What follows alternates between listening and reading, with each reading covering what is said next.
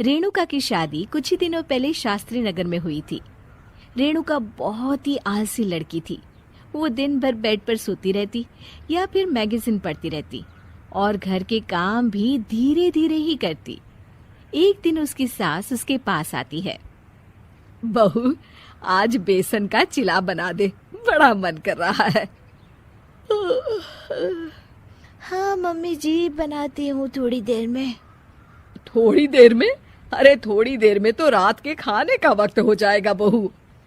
अच्छा मम्मी जी, तो फिर आप रात का खाना ही खा लीजिएगा ना।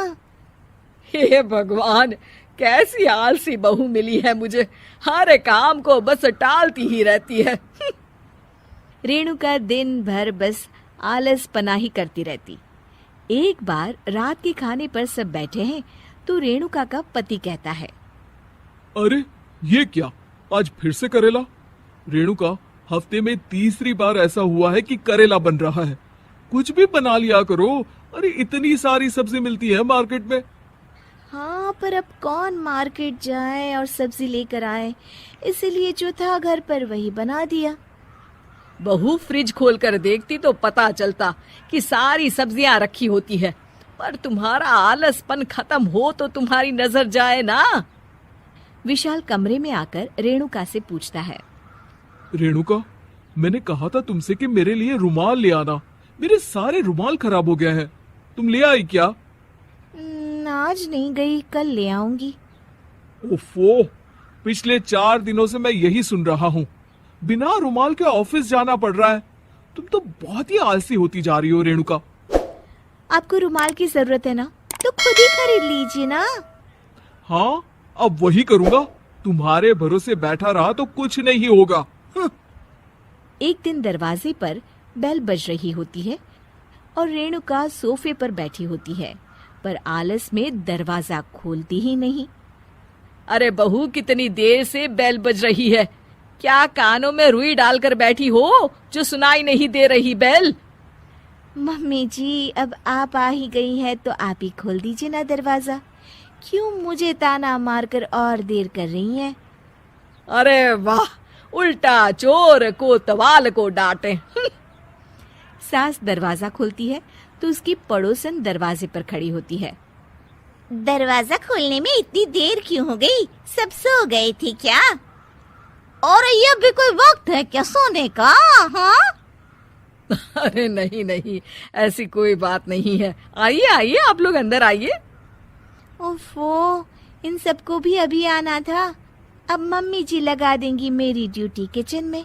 बहू पकोड़े तल दे, बहू चाय बना दे। अरे बहू, सो गई क्या? कब से आवाज दे रही हूँ, जा चाय बना कर लिया। हाँ मम्मी जी, अभी जाती हूँ थोड़ी देर में।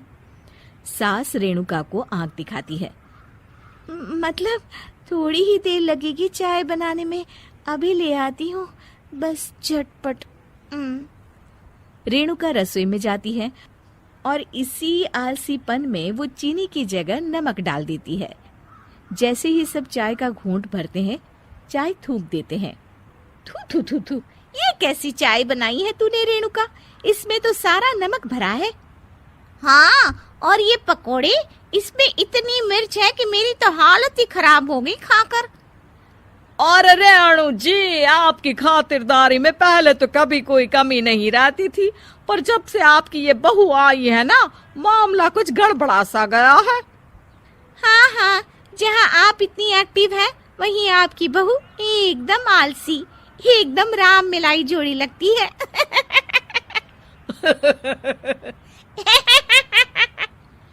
अच्छा जी, चलते हैं अब। नमक वाली चाय पिलाने के लिए बहुत बहुत शुक्रिया। सब वहां से चले जाते हैं। अरे तूने तो मेरी नाक ही कटा दी बहू। वे लोग क्या सोच रहे होंगे मेरे बारे में? मम्मी जी, मैंने तो शक्कर ही डाली थी, पता नहीं नमक कैसे बन गई शक्कर। शक्कर नमक नहीं बना बहू रानी, तुम्हारा ये जो आलसपना है ना, ये उसी का नतीजा है। सॉरी मम्मी जी, अब मैं ये आलसपन छोड़कर सारे काम अच्छे से मन लगाकर करूंगी।